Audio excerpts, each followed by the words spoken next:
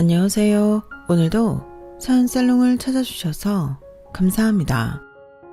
저는 거의 결혼하고 2년 만에 남편놈과 갈라선 서울 사는 30대 여성입니다. 그리고 현재 친정엄마와 둘이 살고 있는데요. 어느덧 그놈이랑 헤어진 지도 3년이 되었는데 미리 결론부터 이야기하자면 저는 제대로 사기 결혼을 당했어요. TV 같은 데서 사기꾼 남자들이 한몫 잡으려고 잘 사는 집 여자한테 접근해서 사기를 치는 걸 본 적이 있었는데 그게 실제로 있는 일이라고 생각한 적은 없었거든요. 게다가 그 주인공 여자가 제가 될 거라고는 상상도 하지 못했는데 그런 어처구니 없는 일이 저에게 일어났어요. 그리고 그놈의 사기 계획은 장장 5년이라는 장기 프로젝트였는데 어쩌다 그런 치밀한 놈한테 걸렸는지 저는 한동안은 그 충격에 아무 일도 하지 못했었어요. 하지만 작정하고 사기를 치겠다고 덤비는 놈을 제가 아니더라도 누군들 당해낼 수가 있을까요? 저는 시간이 좀 걸리긴 했지만 운이 나빴다고 생각하고 털어버리기로 했죠. 그래서 지금은 이런 말도 안 되는 일도 있었다고 지인에게 편하게 이야기하듯 사연을 쓰고 있는데요. 부디 끝까지 들어주시고 남은 인생은 힘내서 잘 살라고 따뜻한 조언 많이 해주셨으면 좋겠습니다. 그럼 곧바로 사연 시작해 볼게요.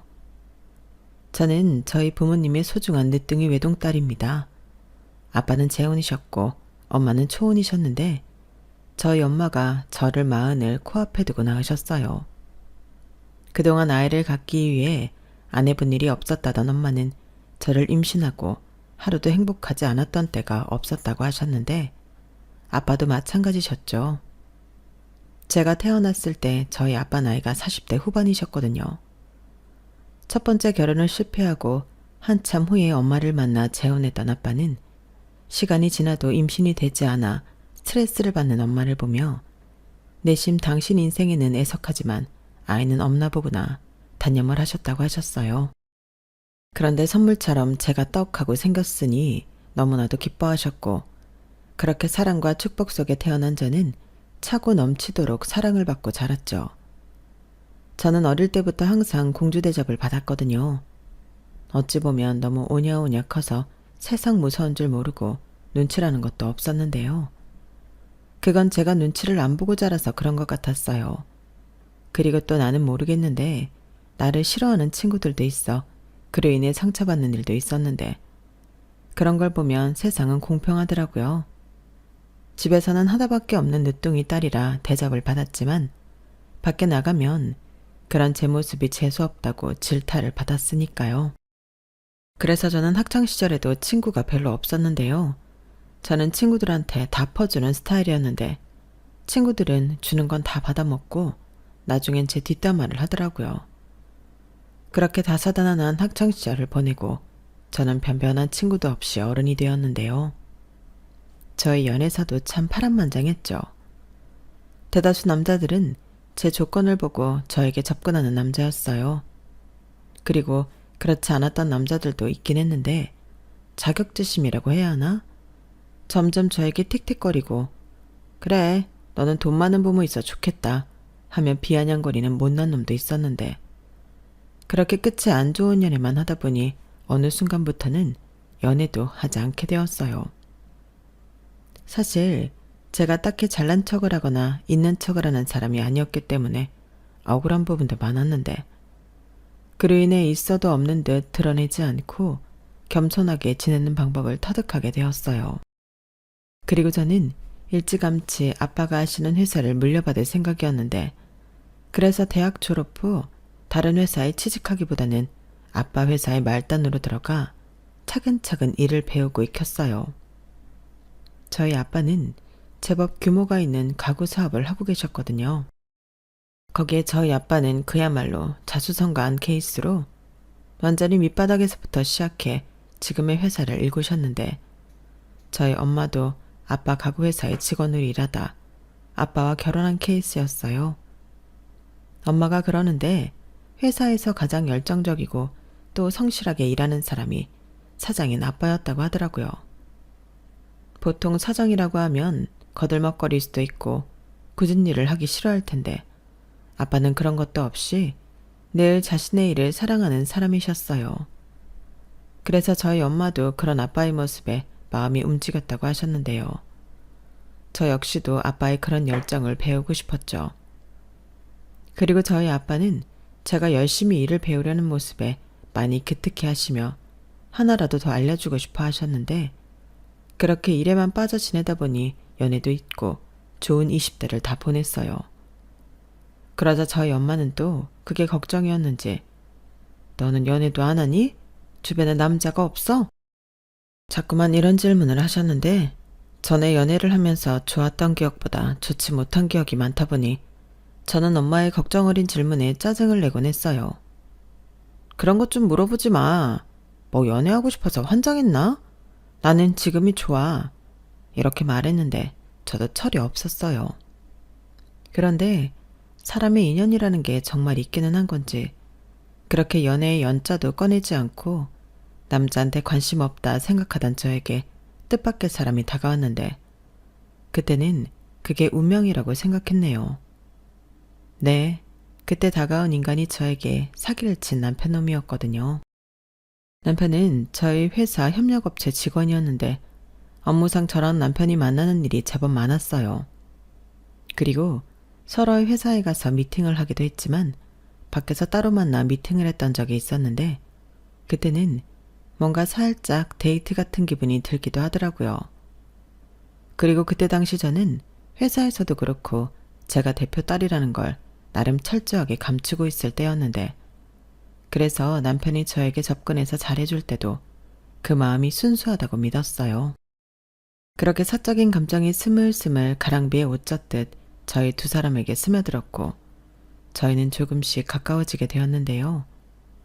외동인 저와는 다르게 남편은 형제가 제법 있어 그 이야기를 듣는데 신기하고 재미있었어요.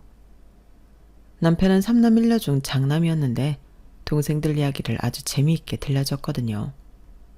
그리고 벌써 시집 장가간 동생도 있어서 조카도 있다고 했는데 왜들 조카가 생기면 조카 바보가 된다고 하는 건지 남편을 보고 알 정도였죠. 남편이 자기 조카를 정말 많이 좋아했거든요. 자기도 그럴 줄 몰랐다며 조카가 너무 예쁘다고 하는데 그런 이야기를 듣고 있으면 은근슬쩍 부럽기도 하더라고요. 저는 형제자매가 없으니까 그런 행복은 가질 수 없잖아요. 그리고 어찌 보면 누군가를 부러워해 본 것도 정말 오랜만이었는데 그래서 더욱 남편에게 끌렸던 것 같아요. 남편은 식구들이 다 모이면 시끄럽고 정신없다고 했지만 저는 그런 집이 더 사람 냄새나고 재미있겠다고 생각했거든요. 하지만 남편은 많은 식구 중 첫째라 그런지 외동인 제가 더 부럽다고 했는데 어쩌면 이건 당연한 얘기였어요. 저는 형제 자매가 없으니 그게 부럽고 남편은 밑으로 동생이 많아서 그 동생들을 챙기며 나름의 양보를 하고 살았을 테니 온전히 혼자 독차지하는 제가 부러웠겠죠. 게다가 남편의 집은 자식이 많아서인지 한 번도 형편이 좋았던 적이 없었다고 했는데요. 저희 두 사람이 본격적인 연애를 시작했을 당시에도 시댁은 자가가 아니었어요.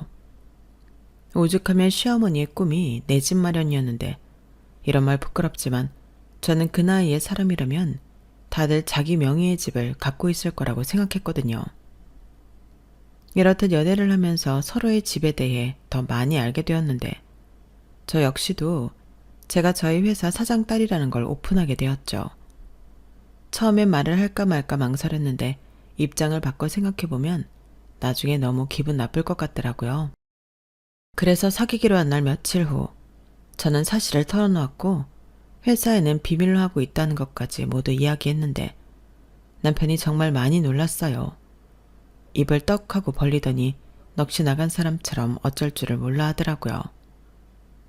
지금 생각하면 너무 기가 막히고 열받는데 이놈은 다 알고 그런 센 연기를 했던 거였죠.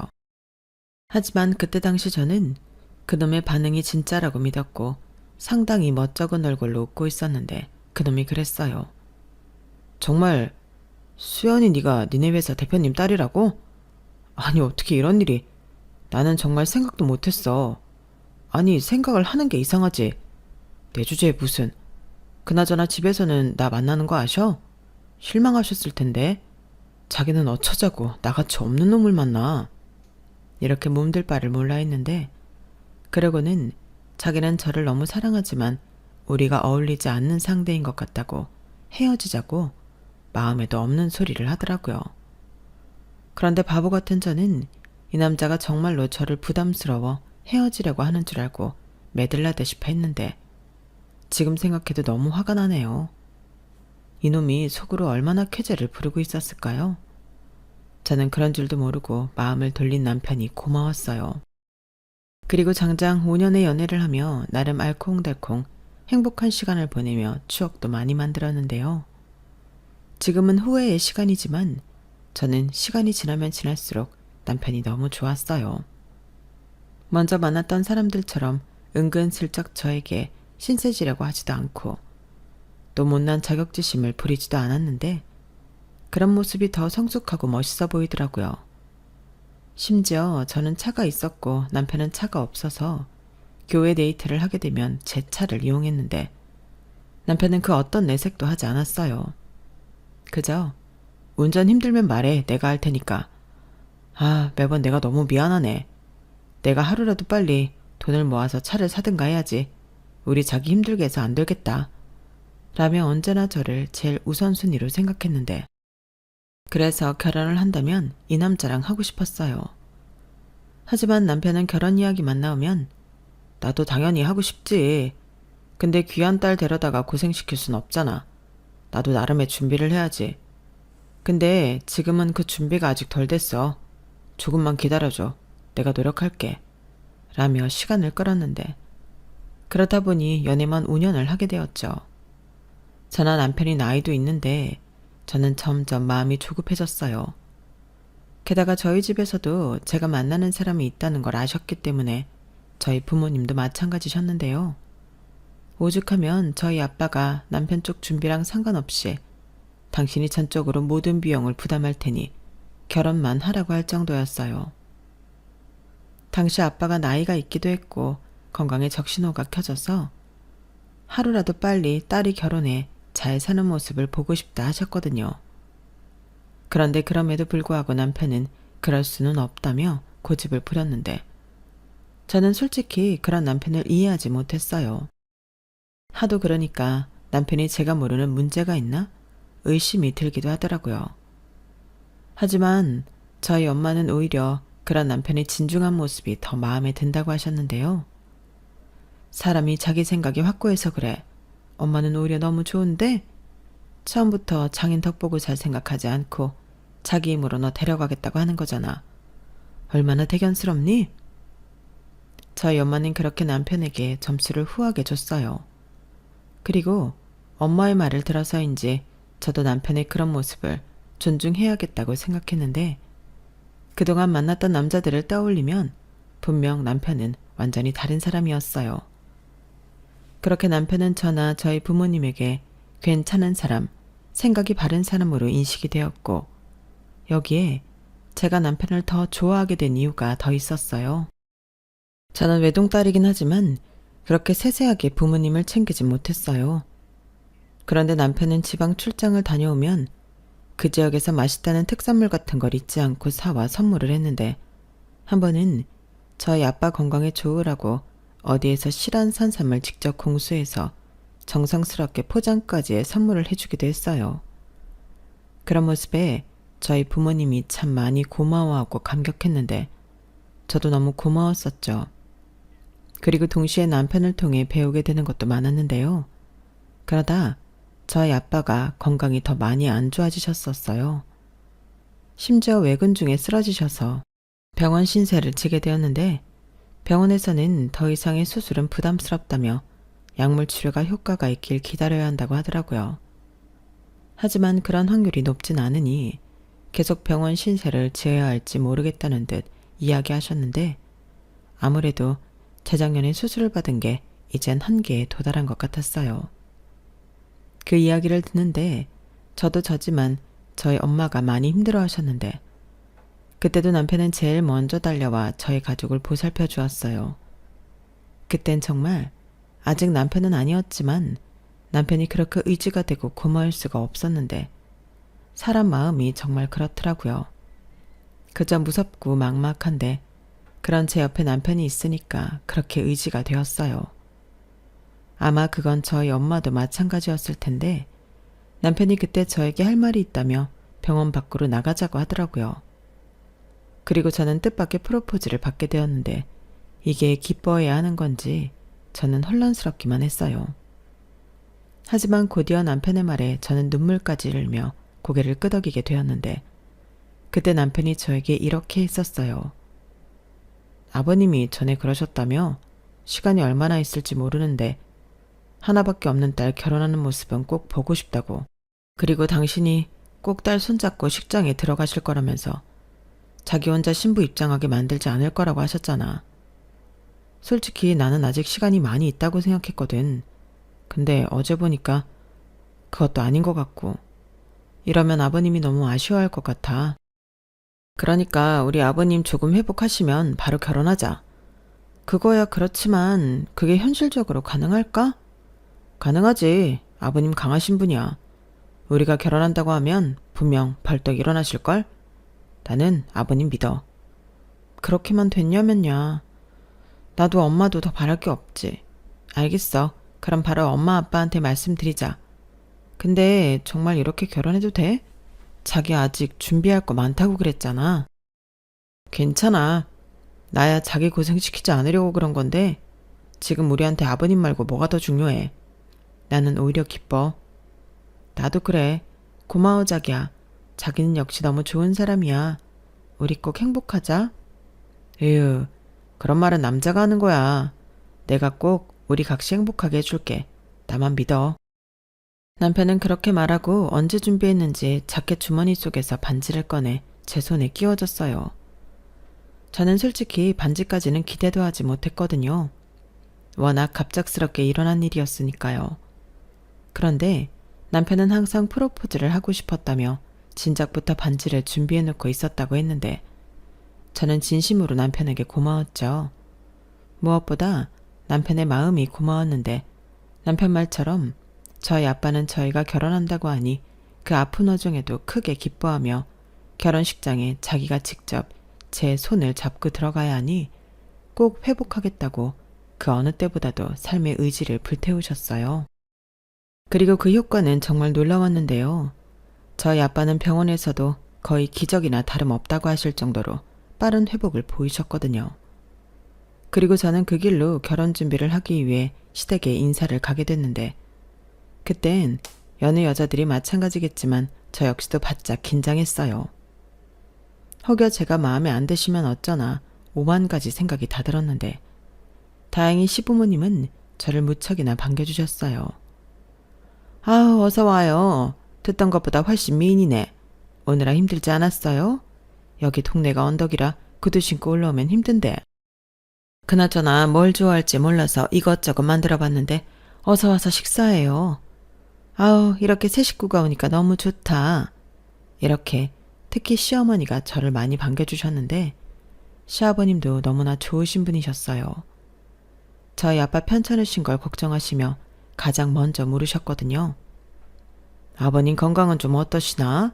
우리 애 말로는 많이 좋아지셨다고 하긴 했는데. 네, 정말 많이 좋아지셨어요. 딸 결혼한다고 하니까 진짜 벌떡 일어나시던데요. 다행이네. 아니 우리 아들이 장인 되실 분 걱정을 많이 하더라고. 그래서 결혼을 해야겠다고 하는데 우리야 뭐 반대할 이유가 있나? 맞아. 근데 보시다시피 우리가 사는 게 이래서 결혼해도 뭘 해주고 할 게 없어. 대신 시집살이 뭐 그런 건 절대 없을 거니까 걱정할 것도 없고 결혼 준비도 다 알아서 해. 우리는 통보만 해주면 돼. 아니요. 아무리 그래도 그럴 수는 없죠. 상의할 건 상의하고 결정도 같이 하고 그래야죠. 결혼이 저희 두 사람만 하는 게 아니잖아요. 어쩜 말도 이렇게 예쁘게 해? 사장 딸이라고 해서 나는 살짝 겁먹었는데 가정교육을 너무 잘 받았네. 말만으로도 고마워.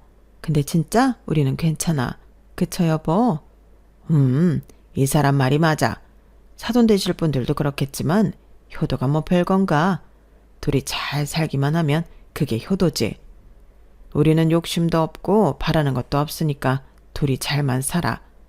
우리 집사람 말처럼 형편이 이래서 못 도와줘서 미안하지. 아빠, 뭘 자꾸 미안하다고 해요. 그 정도는 아들이 알아서 해요. 나는 아빠가 경비 일하는 게 걱정이지. 일이 힘들다고 하던데.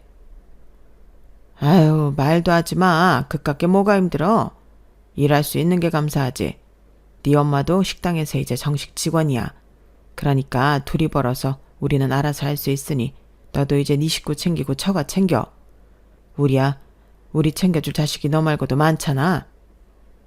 아빠는 별 걱정을 다 해요. 아들이 다 해요. 그래, 우리 장남이 다 하지. 근데 아버지 말은 우리보다 수연이네 신경 쓰라고. 편찮으신데 또 외동딸 시집 보내면 얼마나 많이 신경이 쓰이겠어. 그 소리야. 그나저나 우리 수연이 우리 집에 시집 와서 후회하지 말아야 할 텐데. 별 말씀을요. 저는 이렇게 부족한 저 반겨주시는 것만으로도 너무나 감사합니다. 그리고 이렇게 훌륭한 아드님 저한테 주셨는데 제가 더 바랄 게 없죠. 어쩜 여보, 우리 며느리 말하는 것 좀 봐. 너무 예뻐 죽겠어. 우리 잘 지내자. 시부모님은 이렇듯 저의 결혼에 대찬성해 주셨어요. 그리고 저는 시부모님을 보면서 남편이 왜 이리 생각이 바르고 고든지 알 것 같았는데, 네, 이것도 나중에 알고 보니 사기였죠. 하지만 그때는 그것도 모르고 그 말씀들이 그저 감사하기만 했는데요. 그렇게 저희 아빠가 회복하시는 대로 저는 결혼식을 올리게 되었어요. 그리고 저희 아빠는 자기 사이가 너무 예쁘고 고맙다며 해달라고 하지도 않았는데 신혼집으로 아파트도 해주시고 남편 차도 사주시고 결혼식에 들어가는 대다수 비용을 전부 부담하셨는데 그때 시부모님이 아니라고 한사코 거절했지만 저희 아빠는 당신이 좋아서 하는 거라며 그렇게 돈을 아낌없이 푸셨어요. 그리고 남편은 그런 저희 아빠에게 보답하는 마음으로 회사에 충성하고 싶다고 하면서 나중에 대표가 될 저를 자기가 옆에서 보필하겠다 했는데 그래서 결혼 후 남편이 다니던 직장을 그만두고 저희 회사로 이직을 했어요. 그렇게 처음 몇 개월은 참 열심히 했는데 결혼 후 뭔가 좀 예전 같지는 않더라고요. 출근해야 하는데 일어나지도 못하고 출근을 해도 금세 어디로 사라졌는지 보이지 않았는데 사람이 완전 다른 사람 같았어요. 그리고 기적처럼 건강을 회복하나 싶었던 아빠는 다시금 상태가 나빠지셨는데 기적이라는 게 두 번은 없는 건지 결국엔 세상을 떠나고 마셨죠. 그땐 정말 하늘이 다 무너진 기분이었어요. 그래도 엄마는 제가 결혼한 모습을 보고 가셨으니 다행이라고 하셨는데 차마 그런 엄마에게 남편이 예전 같지 않다는 말은 하지 못했죠. 그리고 회사에서도 평판이 그다지 좋지 않았기 때문에 그걸 저희 아빠가 모르지 않았을 거라고 생각했는데요. 당신 사위라서 그런 건지 아빠는 혼내기는커녕 아무런 내색도 하지 않으셨어요. 게다가 저희만 알아서 잘 살면 된다던 시부모님도 화장실 갈 때랑 나올 때가 다르듯 걸핏하면 저에게 요즘 안 아픈 곳이 없다. 병원비도 너무 많이 나오고 병원비 쓰느라 생활비가 없어. 네가 한 100만 원만 좀 보내다오. 사장 딸인데 100만 원은 뭐 껌값이잖아. 나도 부자 며느리 덕 좀 보자. 라며 돈을 보내라고 하셨는데요. 솔직히 그때부터 사기 결혼당한 기분이 확연하게 들었어요. 심지어 남편은 밖에서 업무적인 미팅이라고 하지만 바람도 피우고 있는 것 같았는데 기가 막혔죠. 저희 아빠가 사준 차를 끌고 다른 여자를 만나 놀아나고 있다니 그건 정말 용서할 수가 없었어요. 그래서 잘 때 남편 차키를 숨겨놓았는데요. 남편이 일어나 차키 어디 갔냐고 난리도 아니었어요. 그리고 이딴 식으로 굴면 결혼할 때 해준 거 다 뺐고 이혼하겠다고 말했는데 그때는 또 조심하는 척 하더라고요. 하지만 저희 아빠가 돌아가시고 남편은 고삐 풀린 망아지 마냥 회사 돈까지 손을 대기 시작했는데 너무 창피하더라고요. 하지만 남편은 그러거나 말거나 신경 쓰지 않았는데 저는 진심 골치가 아팠어요. 왜냐하면 아빠가 돌아가신 이후 저희 엄마가 우울증에 걸리셨거든요. 혼자 계시는 게 힘든지 친정집에 머물지 못하시고 이모들 집을 전전하며 지내셨는데 자식된 입장에서 마음이 많이 아팠어요. 저라도 같이 있을 수 있으면 좋은데 저는 회사 대표 역임으로 정신이 하나도 없었거든요. 게다가 남편까지 사고를 치고 다니니 그거 수습하느라 혼이 쏙 빠질 지경이었는데 그렇기 때문에 남편 이야기는 엄마한테 하지 못했어요. 행여 충격에 쓰러지기라도 하면 어찌나 걱정스러운 마음에 혼자 소가리를 했는데 이대로는 안 되겠다 싶어 이혼할 결심을 하게 되었어요. 지금 신경 쓸 일이 한두 가지가 아닌데 사고치는 남편과 시댁까지는 신경을 쓰고 싶지 않았거든요. 그리고 그때부터 저는 이건 사기 결혼이라고 생각해 저희 회사 고문으로 계셨던 변호사님에게 은밀히 상담을 진행했는데 그분의 주도로 저는 이혼 소장을 남편 앞으로 발송했죠. 그러자 그 이혼 소장을 보고 놀랐는지 미안하다며 자기가 잠깐 정신이 나갔었다고 이제부터는 착실하게 저를 보필하며 장모님을 챙기겠다고 했는데 저는 웃기지 말라고 했어요. 너무 괘씸하잖아요. 그런데 어떡하든 제 마음을 돌리고 싶었는지 남편은 저희 엄마를 찾아가 전에 없던 사위 노릇을 또 열심히 했는데 저희 엄마가 자기 사위라고 챙기니 미칠 노릇이었어요.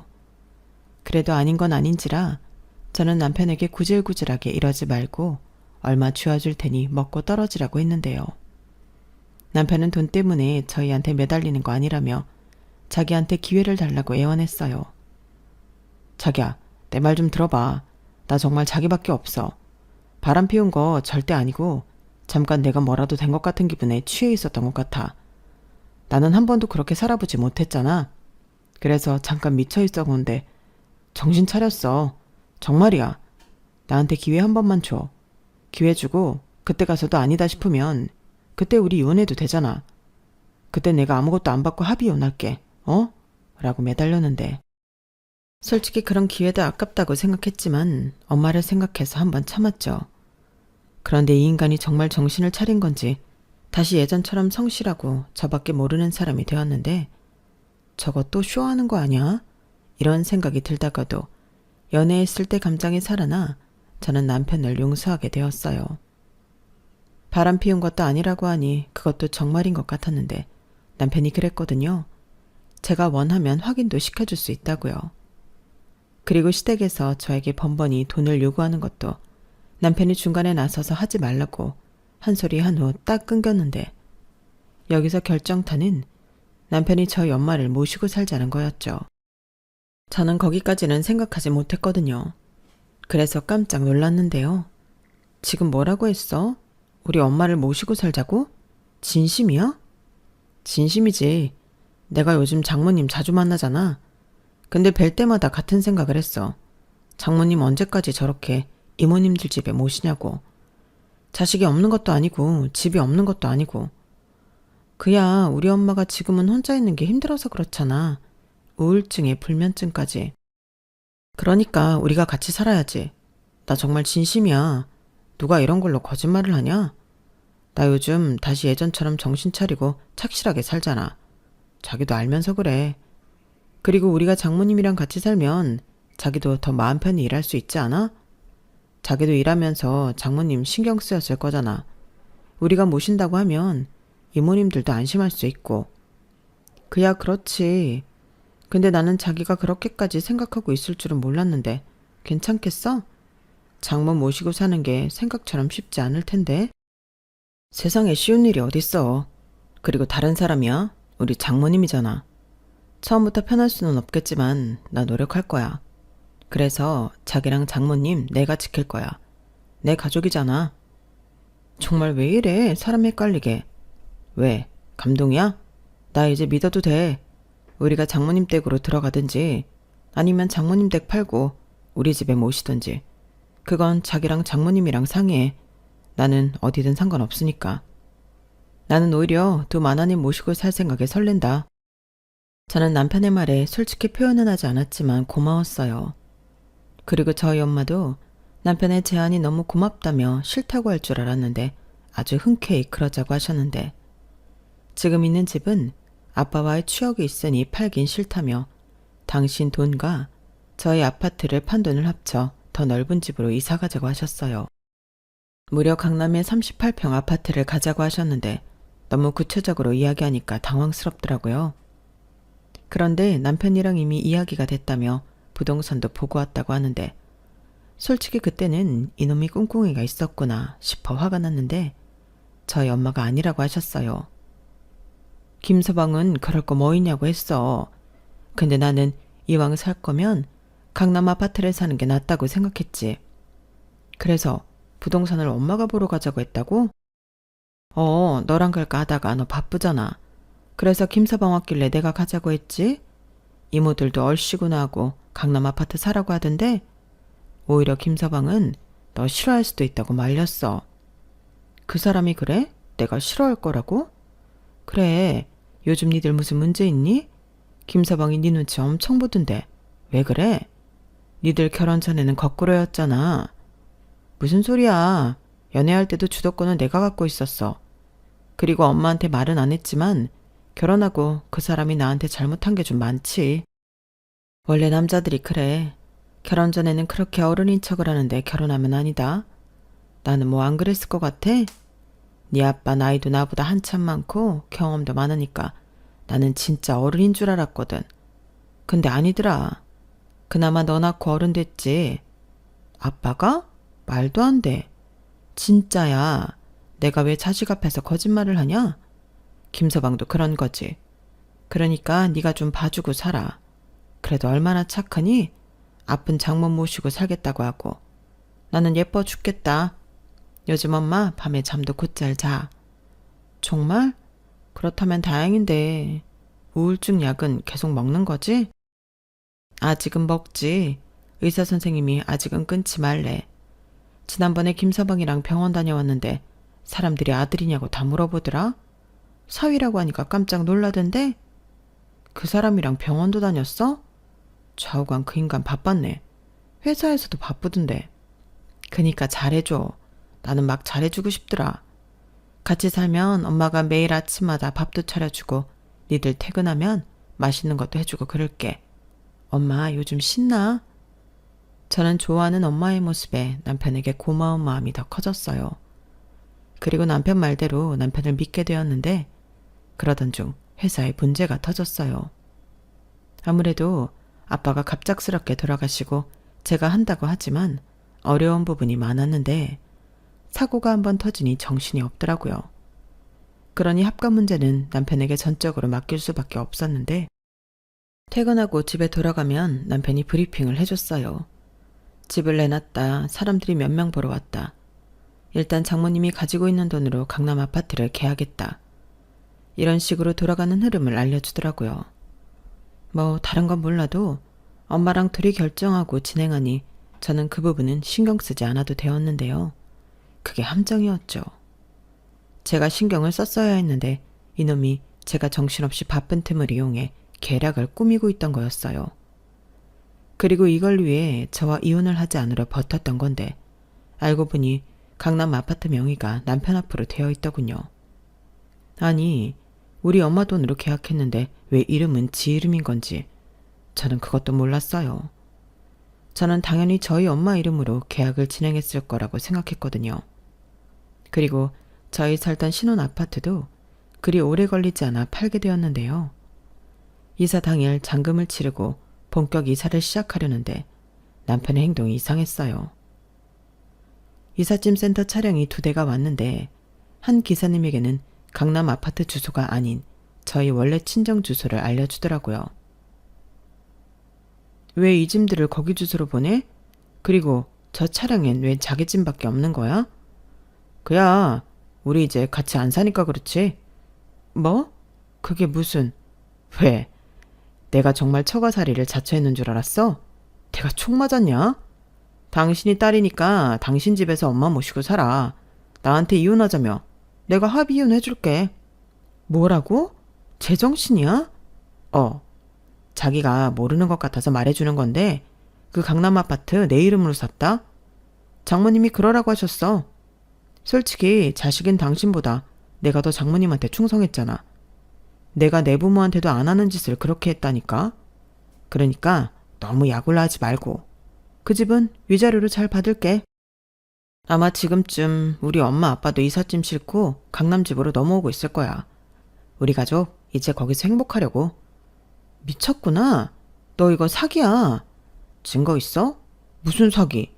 그냥 이혼하고 싶었던 자기와 노력하다. 아, 이건 안 되는 거구나. 내가 포기하면서 우리는 서로 쌍방합의로 이혼하는 거야. 자기가 나보고 먹고 떨어지라며. 그래서 강남 아파트 먹고 떨어지려고. 야, 너 정말 이러려고 나한테 매달리는 척 한 거지? 크게 한탕 해먹으려고.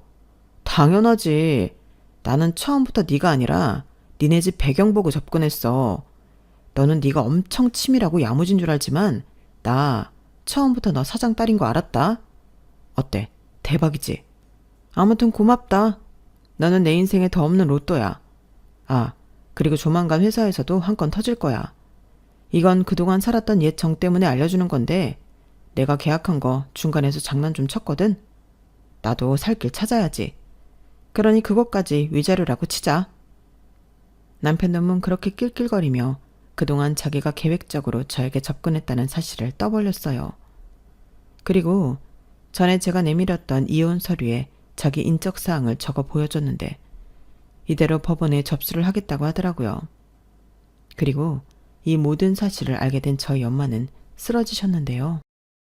죽어도 그놈만은 용서할 수가 없었어요.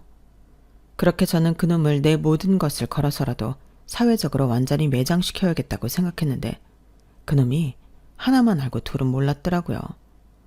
아무리 집계약을 자기 명의로 했다고 해도 그 돈의 출처가 저희 엄마 통장에서 나왔고 계약을 한 부동산 사장님을 통해 남편이 중간에서 계약을 주도한 사실을 토대로 남편 놈을 사기죄로 고소했어요.